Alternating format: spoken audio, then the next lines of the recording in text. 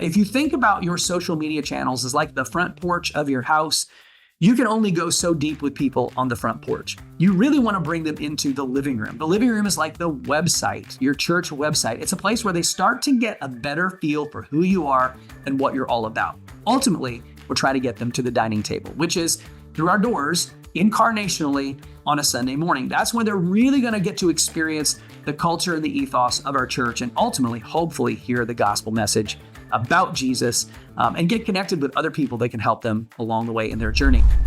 Hey, welcome to the 151st episode of the Missional Marketing Podcast. That's for those of you who are counting, and I am. My name is Bart Blair, and I have been a part of producing this podcast since the spring of 2020. We started this podcast to help churches grow by leveraging digital marketing and effective communications. And we have affectionately come up upon the 4th season and the 27th episode, which also happens to be the 151st. And I know that most of you don't care about that, but I do, and I want to document it for posterity purposes. For those of you who are new to the show, thanks so much for being a regular listener, a return visitor, a frequent flyer of the show. If you're new, welcome. Make sure that you subscribe wherever you listen to your favorite podcasts. And if you haven't checked out our YouTube channel, make sure that you do that. We've got almost 4 years worth of content in this podcast with interviews with some people that are in the trenches of church communications and church marketing and digital content creation. Lots and lots of stuff in the archives that you could learn from. And certainly over on our YouTube channel, we both have podcast episodes as well as other content that you might find to be useful and beneficial for you and your church. Now, I usually share this stage with Jason Hamrock, the CEO of Missional Marketing, with whom I get to co-host the show. And we typically have an interview that we share with you, somebody that we've met, that we've learned from, and we want to share what we're learning from that person with you. Today, I'm going to share something that I've actually had the opportunity to teach at a couple of conferences recently. The feedback that I've gotten has been, hey, that was pretty good. More people should hear that. So I thought, well, this is a platform that I have to share things where more people can hear it. So I'm going to share it with you. And I've titled this week's episode, 2 Ways to Increase New Visitor Traffic to Your Church Website. Now, I'm actually going to talk about 4 ways, but I'm only going to do a deep dive into 2 ways. And hopefully this will be super helpful and very practical for you. Now, first question we might want to ask is, why is it important for us to get new visitor traffic to our church website? Now, if you're in charge of your church comms and church marketing and church social media stuff, this should be a no-brainer. You know you want new visitors to your church website because new visitors to your church website ultimately lead to new visitors in person on Sunday. And that's the goal here. The goal is to get more people in the process of trying to make a decision about whether or not your church is the right fit for them. And the church website is a place where you're going to help convince them of that, or they're going to decide that you're not. One way or another, they're going to make a decision in that moment when they're on your website about whether or not they want to take the next step with you, or they want to go look for someone or something else. Now, I'm going to talk about 4 different ways that you can increase new visitor traffic to your website. Do a deep dive into 2 of those. The first one I want to share with you is actually personal invitations.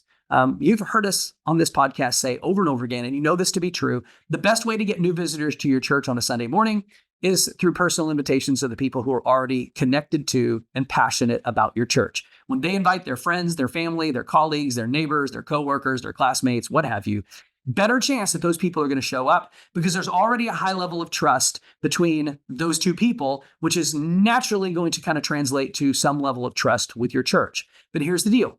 Most of those people, even when they're given a personal invitation from someone in your church, they're likely to check out your website before they show up in person. At the very least, just to get the location and the service times, right?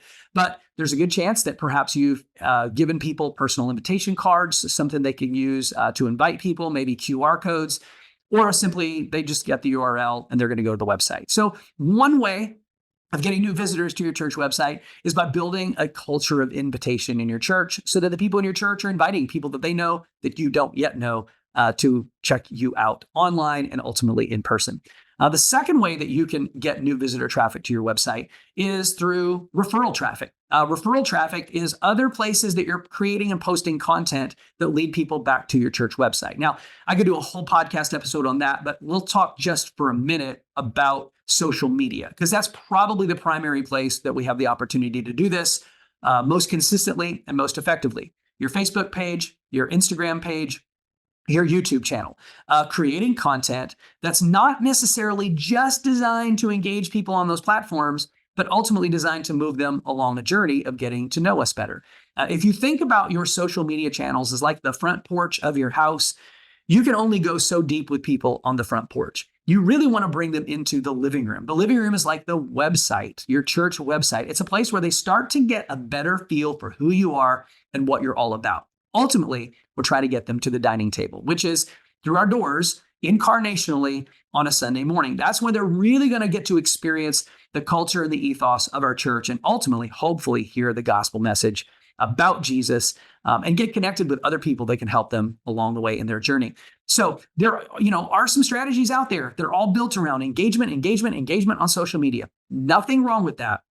But I want to challenge you to make sure that you are regularly, consistently creating and posting content on your social channels and on your YouTube channel that is specifically designed to move people along the journey from the front porch into the living room. We're trying to get them over to the website in a relevant and a timely way. Okay. There's two ways of getting new visitor traffic to your website: personal invitations and referral traffic. Now let's talk about the two that I really wanted this podcast episode to be about, and that is organic traffic and paid traffic.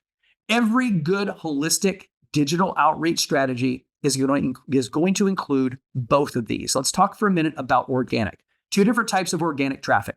There's organic traffic, which is content based on your website that is searchable, crawlable, and indexable by the search engines. When someone searches specific keywords about churches or about spiritual things or about practical matters, you have content on your website that the search engines have indexed and have determined is authoritative on that topic, and it returns your church website in those search results. The second is local SEO. Now, we have lots of content on our YouTube channel about local SEO. In fact, one of our most popular videos is about understanding local SEO and how you can get higher rankings in Google. We'll link to that in the show notes of this particular episode. But local SEO is designed to make sure that you're showing up when people are searching for a brick and mortar location. Church near me, churches near me, best church in my city, those types of searches. And then conversely to organic traffic, there is paid traffic. It's traffic that you actually shell out money to get visitors to your website for. Now, I want to kind of give you an illustration that I think and I hope will help you understand how these two things work. Imagine that you wanted to bake an apple pie. One of the primary ingredients that you need in an apple pie is apples. You can substitute a lot of things when you bake the apple pie, but you cannot substitute the apples. Otherwise, it's no longer an apple pie. You need apples for your apple pie, and you have two ways of acquiring apples for your apple pie. Way number one is to plant some apple seeds, grow some trees, cultivate an orchard, and then you'll have apples out the wazoo. If you've ever been to an apple orchard, it's amazing how many apples the professional producers of apples can create on trees because they know what makes for a healthy orchard, and they know what they need to do, what they need to put into the soil, how they need to trim the trees, how close the trees need to be to each other, how to irrigate them. They know all the technical aspects of growing these apple trees and growing an orchard so that they can get the most fruit possible. The other way that you can get apples for your apple pie is to just go down to the market, the grocery store, the supermarket, and buy apples. You need this many apples for a pie. You need this kind of budget. And then you go and you buy your apples and you bring them home and you can immediately start baking your apple pie. Now, both are legitimate ways of getting apples. One of them is a long-term play. One of them provides instant results. The same is true with acquiring new visitor traffic to your website, to your church website, using organic means or using paid traffic. So organically, what we want to do is we want to make sure that we have a strategy that we're creating content on our website and we're optimizing it properly. We're doing all the things that we need to do so that the search engines can find it, crawl it, index it, and return it in search results when people are looking, and or the local SEO aspect of it so that we're showing up in the search results when people are actively looking for a church. But that's a long-term play. It's not something instantaneous. You don't go and write an article for your church blog today and expect it to show up in the search engines tomorrow. It's not going to work that way. You might start working on your local SEO to improve in your local search rankings. It could take a year for you to actually move notably in those local search rankings, or it could take longer depending on what the deficit is that you start with. But you've got to start somewhere and you've got to invest in it. And if you do, and you do it the right way over the long haul, the end result is lots and lots of new visitor traffic to your website that you don't have to pay for. Conversely, there are paid platforms that you can use to get traffic to your website instantaneously. You can use the Google platforms such as Google Search, Google Performance Max, Google Display Network, and YouTube ads. You start paying those platforms and you can start getting new traffic to your website immediately. Meta is another place that you can run ads and you're getting paid traffic to your website. I believe that every church digital outreach strategy needs to incorporate both. If you invest early and consistently in your SEO strategy, the long-term payoff will be huge. Your paid traffic is certainly going to be impacted by the budget that you have allocated for that. So whether you've got $100 a month to spend on paid traffic or $10,000 a month to spend on your paid traffic, that's going to directly impact the number of new visitors that you're getting to your church website. But you need to do both. And we have churches that will come to us and ask us help them with their SEO strategy. And the challenge sometimes is they're expecting to see instantaneous results. And I just want to temper expectations and say it's important. It's really, really important, but it's a long-term play. Do it right, do it now. What's the old adage? The best time to plant a tree was 20 years ago. The best time to plant a tree is today. If you didn't do it 20 years ago, go ahead and get at it today because you got to start somewhere. In the meantime, allocate some budget to start running some paid ads on some of those paid ad platforms.